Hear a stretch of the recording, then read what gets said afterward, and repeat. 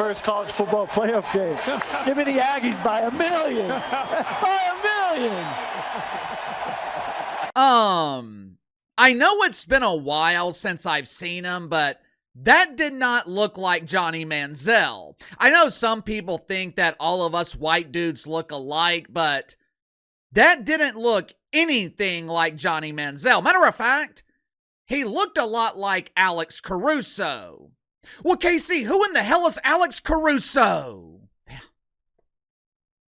Yeah, that's what millions of people were asking Saturday morning as they were watching College Game Day on ESPN. If you're not a diehard fan of the NBA, you likely have no idea who Alex Caruso is. Now, to his credit, Alex Caruso is a great player, a really good defender, and it made sense as to why ESPN frantically booked him at the last minute to appear on College Game Day, because Alex Caruso was born in College Station, Texas, and he played basketball collegiately at Texas A&M. But for a game of this magnitude, the first playoff game to ever be played in College Station, the best ESPN could do, the most high-profile guest they could find was Alex Caruso?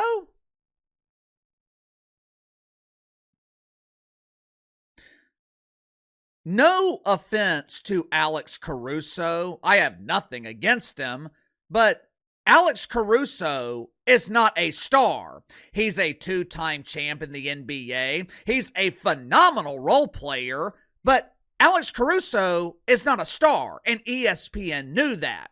Perhaps they had Alex Caruso on deck because they knew he was reliable. Credit to ESPN for having a reliable backup plan. Clearly, they knew the star they originally booked for College Game Day was 100% unreliable. Saturday morning, Johnny Manziel was supposed to be the celebrity guest for the game-picking segment on College Game Day. Now, for a game of this magnitude, you obviously booked the biggest star in the history of the program to hype up the home crowd by picking the Aggies to win right before the game kicks off. There was just one problem, one tiny problem. Have you guys ever watched the show Breaking Bad? Bryan Cranston plays the main character, a high school chemistry teacher named Walter White. He's diagnosed with cancer, can't afford the treatments, so he links up with one of his former students who is a drug addict, and they start cooking and selling meth. As the series progresses, they link up with a local businessman who's affiliated with a Mexican drug cartel. Name is Gus Fring. Walter wants Gus to distribute his product, but Gus has concerns because Walter's former student is an addict. Walt is trying to ease his concerns. You won't have to deal with him. I'll handle him. I trust him, and you can trust me. Gus looks at Walt and says, "You can never trust an addict," which is a lesson that ESPN learned the hard way on Saturday morning.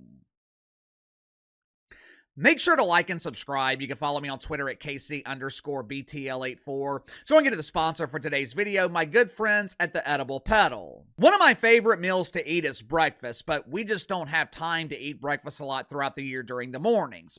But during the holiday season, my wife likes to prepare breakfast for me in the morning. Earlier this morning, she used the All-American Classic Buttermilk Pancake Mix from the Edible Pedal, made some phenomenal chocolate chip pancakes. Served the pancakes with some eggs along with Grandpa's Country Boy Southern Biscuit Mix from Edible Pedal. For the biscuits, all she had to do was add some buttermilk, a side of butter, throw them in the oven. She was done. It was that simple. If your wife is anything like mine, she likes to bake during the holiday season. Edible Pedal offers 3 different flavors of scones, with my personal favorite being the Country Original. Edible Pedal blends farmhouse charm with plant-based inspiration. Their products are specifically designed for families who enjoy comforting food with simple ingredients. They also make great gifts for Christmas. In Edible Pedal, they will take care of the wrapping for you. Matter of fact, I wish I would have known this because my wife was thoroughly impressed with the packaging and the presentation. If I had known that, I would have saved the samples that they sent me that you see behind me, and I would have given it to my wife to open up for Christmas. So click the link in the description below. Use promo code BTL10, BTL10. Save 10% off your wife's Christmas gift from the Edible Pedal Company. Yesterday afternoon, Johnny Manziel, or more than likely his publicist, they released an apology on social media where they vaguely attempted to explain his mysterious absence on College Gameday. Check it out for yourself. Hey guys, it's me, your favorite Johnny. Sorry I missed you guys yesterday. There's nothing on this earth that would have made me miss this game, except of course, this ferocious hangover I'm still nursing. It's been almost 2 days and I'm still feeling like a Bruce Caboose. I'm gonna get some rest now, but I'll see you next year. Your friend, John.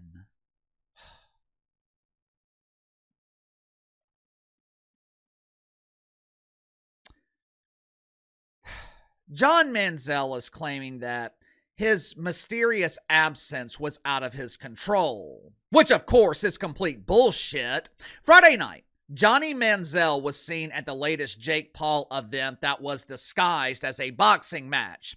If you've ever watched boxing or UFC, you know that these events typically end very late. Main event doesn't start until 11 or sometimes midnight. By the time it's over, it's 1, 2 o'clock in the morning, which means if Johnny Manziel was booked for College Gameday on ESPN, he had less than 12 hours to get from Miami to College Station.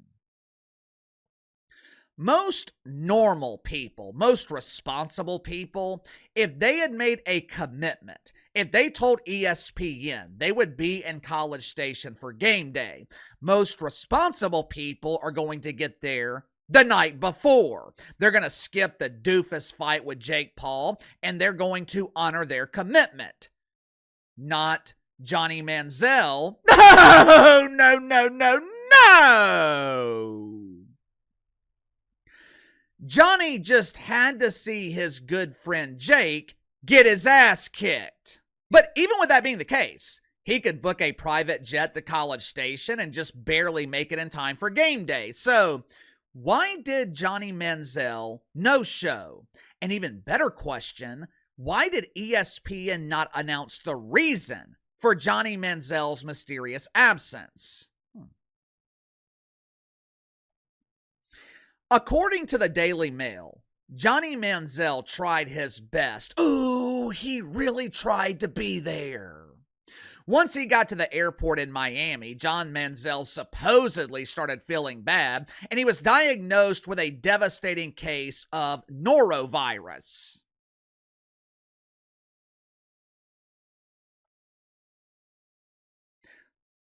Let's assume for a second that this is the truth. Let's assume for a second that Johnny Manziel was suddenly struck with a mysterious illness minutes after the Jake Paul fight ended, and he wasn't cleared to travel. Why wouldn't ESPN announce it? They had been promoting his appearance all week. Why wouldn't ESPN notify their audience that John Manziel was sick and he needed your prayers? Maybe, just maybe, ESPN didn't believe him.